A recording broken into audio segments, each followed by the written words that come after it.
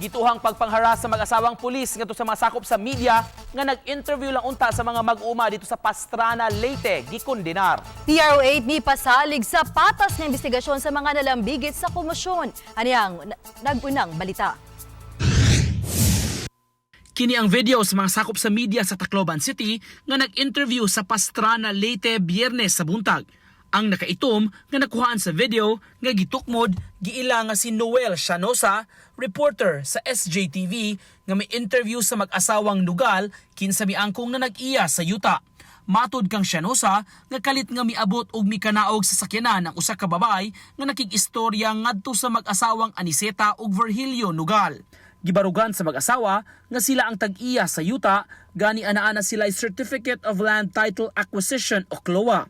Sa dihang nagkainita na, dinhi nagikuha sa babay ang cellphone sa usa ka tawo nga nagkuha og video ni adtong higayuna. Gisuwayan sab sa maong babay nga kuhaon ang cellphone ni Llanosa ug dinhi na nagsugod ang komosyon ug nagisi ang iyang polo shirt. Angkon ni Llanosa, nakalitan siya sa panghitabo, labi na nga duna na nadungog na buto-buto. Mga 4 hanggang 5 putok. Tatak, ganun. Parang warning shot. Tapos doon naman sa kabila, mayroong 2 tao. Nakita ko nung napunit na yung damit. May nakita kong 2 tao doon na naka-short, nakabotas, at saka yung isa naka-red na parang long sleeve.